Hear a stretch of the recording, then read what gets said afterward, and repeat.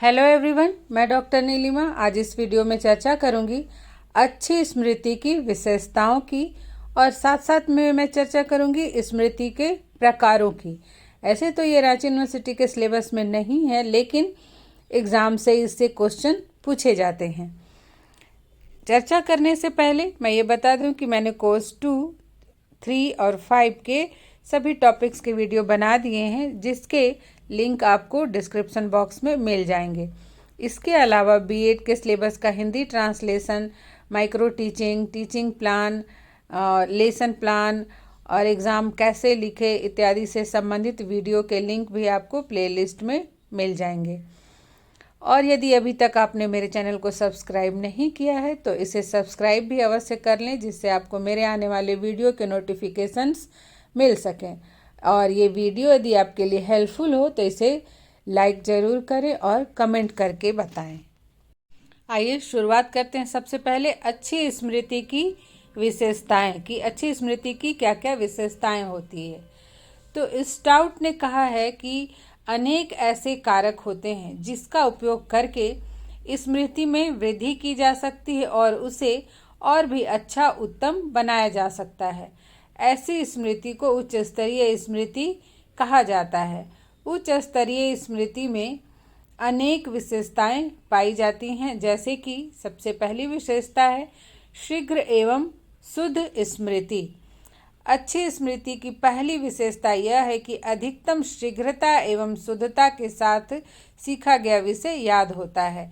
अर्थात जो व्यक्ति किसी बात को एक बार पढ़कर या सुनकर शीघ्रता से सीख लेता है या फिर याद कर लेता है, उसकी स्मृति अच्छी समझी जाती है।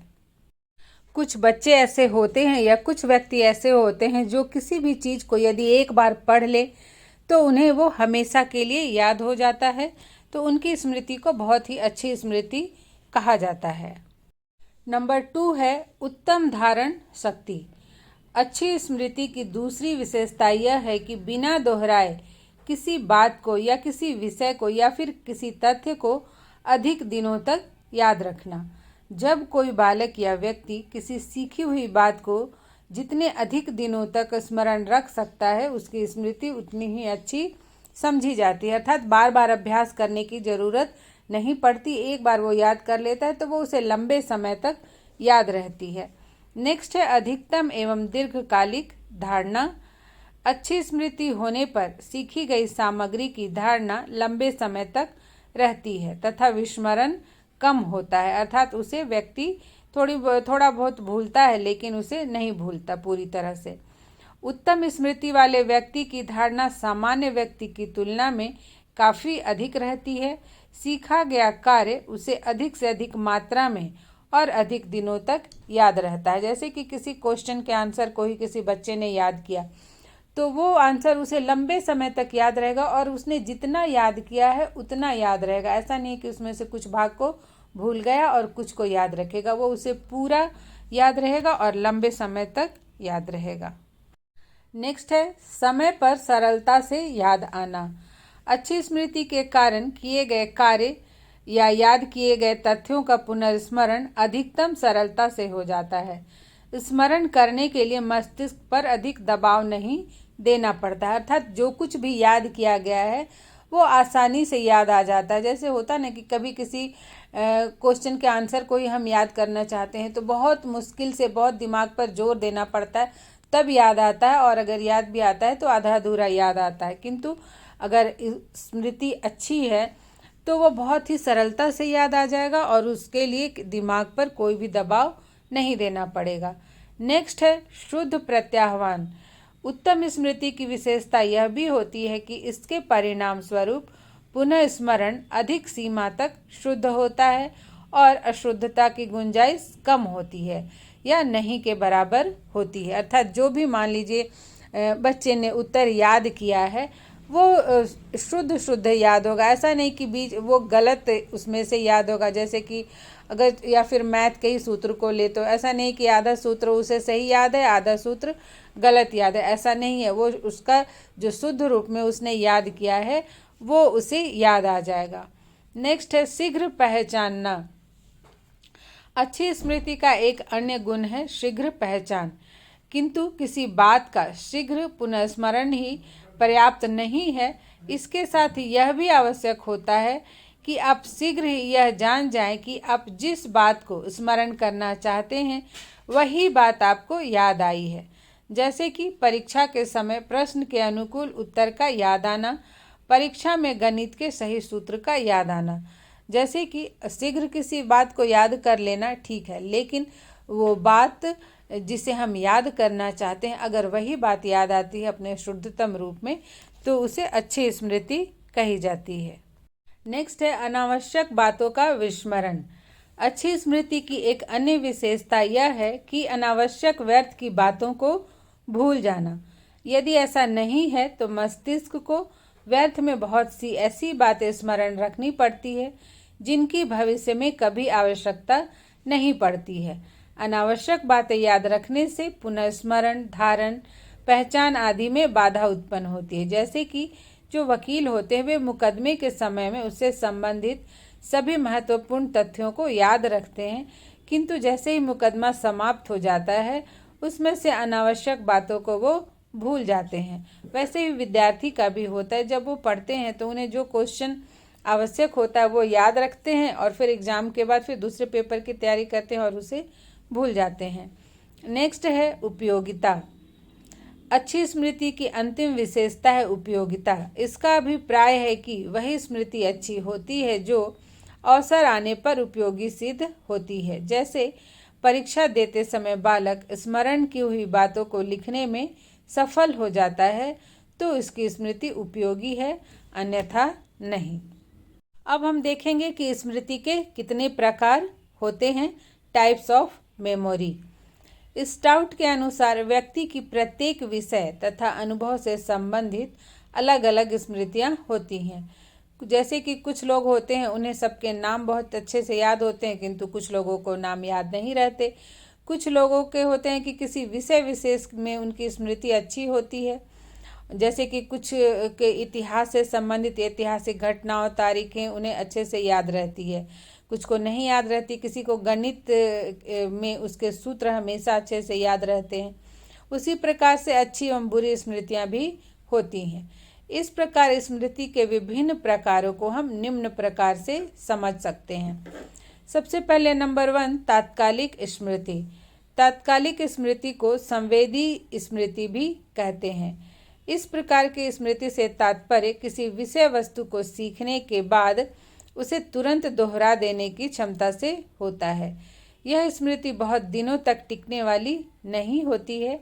यह स्मृति का प्रयोग अक्सर विद्यार्थी परीक्षा में करते हैं, जो आवश्यकता अनुसार परीक्षा के महत्वपूर्ण प्रश्नों के उत्तर को रात में याद करते हैं और दूसरे दिन परीक्षा भवन में उत्तर पुस्तिका में उसे लिख देते हैं। यह स्मृति या इस स्मृति का विकास अधिकतर बालकों में उनके आयु के साथ साथ होता है। नेक्स्ट है स्थायी स्मृति। जब व्यक्ति के मन में सीखे हुए तथ्य स्थायी रूप धारण कर लेते हैं, वह उन्हें कभी नहीं भूलता, तो इसे स्थायी स्मृति कहते हैं। इस प्रकार की स्मृति बालकों की अपेक्षा वयस्कों में अधिक पाई जाती है, क्योंकि वे मानसिक रूप से परिपक्व हो जाते हैं। नेक्स्ट है आदतजन्य रटंत स्मृति। आदतजन्य स्मृति को रटंत स्मृति भी कहा जाता है। इस प्रकार की स्मृति बालकों में पाई जाती है। इसमें बालक द्वारा किसी चीज को बिना सोचे समझे रट लिया जाता है तथा तथ्यों को बार बार दोहराकर याद करने का प्रयत्न किया जाता है। यह एक प्रकार की यांत्रिक स्मृति होती है। जो भी विद्यार्थी होते, शिक्षार्थी होते हैं, उनकी स्मृति इस प्रकार की होती है।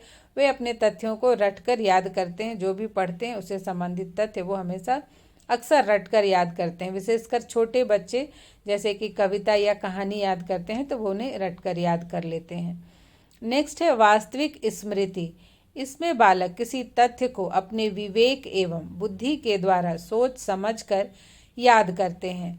इसमें तथ्यों से संबंधित प्रतिबिंब सम्मिलित होते हैं, जैसे कि बालक का न्यूटन के नियमों को पढ़कर समझना और आत्मसात करके सीखने से भी वास्तविक स्मृति का विकास होता है। इसमें बालक या शिक्षार्थी जो भी पढ़ते सीखते हैं या व्यक्ति भी जो कुछ भी सीखता है वो अच्छे से देखकर सोच समझकर सीखता है। और कहा भी गया है कि करके सीखा हुआ ज्ञान अस्थायी होता है। नेक्स्ट है सक्रिय स्मृति। इस स्मृति में व्यक्ति जानबूझकर कुछ तथ्यों को याद रखता है और आवश्यकता पड़ने पर उन्हें याद करने का प्रयास करता है। यह स्मृति व्यक्ति की चेतना में सदैव बनी रहती है तथा इसमें तथ्यों का प्रयोग भी बराबर होता रहता है, जैसे कि अक्षर ज्ञान, गणित, अंग्रेजी, हिंदी आदि विषयों से संबंधित बेसिक ज्ञान। जैसे जो अक्षर के बनावट होते हैं, बच्चे लिखते हैं, या गणित हो या हिंदी हो या अंग्रेजी, किसी में भी, तो उसे उसका वो बार बार प्रयास करते हैं और वो प्रयोग में भी होता रहता है। व्यक्ति लिखता पढ़ता रहता है तो वो बार बार प्रयोग में आता रहता है, इसलिए ये स्मृतियाँ सक्रिय रहने के कारण हमेशा याद रहती हैं। नेक्स्ट है निष्क्रिय स्मृति। हम अपने नित्य प्रति के जीवन में बहुत कुछ देखकर सुनकर भी सीखते हैं। हमेशा ऐसा नहीं है कि करके ही सीखते हैं, हम दूसरों को करते हुए भी देखते हैं, किसी से सुनते हैं तो भी सीखते हैं। और इसमें सीखे हुए तथ्य मस्तिष्क में निष्क्रिय रूप से पड़े रहते हैं। सीखे हुए तथ्य हमारी आदत में इस प्रकार से शामिल हो जाते हैं कि इन्हें स्मरण करने के लिए विशेष प्रयास नहीं करना पड़ता है। नेक्स्ट है इंद्रिय अनुभव स्मृति। मानव के शरीर की विभिन्न ज्ञानेंद्रियां भी विभिन्न प्रकार के अनुभव मस्तिष्क तक ले जाती हैं और विभिन्न ज्ञानेंद्रियों से संबंधित कोई भी अनुभव उन्हीं ज्ञानेंद्रियों के माध्यम से याद आता है। जैसे कि इमली को देखकर खट्टापन का अनुभव जिह्वा के द्वारा ही याद आती है। जैसे इमली के खट्टेपन को हम कैसे महसूस करते हैं, कैसे जानते हैं? अपने जीभ के कारण ही उसके स्वाद को जानते हैं। तो यदि कहीं भी हमें वो दिखता है तो उसका खट्टापन का अनुभव याद आता है और मुंह में पानी आने लगता है। नेक्स्ट है व्यक्तिक स्मृति। इस स्मृति का संबंध व्यक्ति के स्वयं के अनुभव से होता है। व्यक्ति को अपने जीवन में बहुत सारी संकटपूर्ण परिस्थितियों का सामना करना पड़ता है। उससे उसे जो भी अनुभव प्राप्त होते हैं वो हमेशा याद रह जाते हैं। यदि भविष्य में उसी तरह की परिस्थितियां उसके सामने फिर से उपस्थित होती हैं तो उसे उस परिस्थिति से संबंधित सभी बातें याद आ जाती हैं। उसे यह भी स्मरण होता है कि उसका सामना उसने किस प्रकार किया था, इस परिस्थिति में उसकी किसने सहायता की थी, किसने उसका साथ छोड़ दिया था। वह सारी बातों को स्मरण करता है। नेक्स्ट है अव्यक्तिक स्मृति। इस प्रकार की स्मृति व्यक्ति के बाहर बहुत सी ऐसी बातें और वस्तुओं से संबंधित होती है जो व्यक्ति के अनुभव क्षेत्र में प्रत्यक्ष रूप से नहीं आती हैं। जैसे व्यक्ति अपने आसपास से संबंधित घटनाओं के विषय में किसी दूसरे व्यक्ति से सुनता है और वे बातें उसके मस्तिष्क में याद रह जाती हैं। नेक्स्ट है शारीरिक स्मृति। व्यक्ति जब कोई शारीरिक कार्य बार बार करता है तो उससे संबंधित अनुक्रिया स्वयं याद हो जाती है और बिना बुद्धि प्रयोग किए ही उन अंगों के द्वारा क्रिया होने लगती है।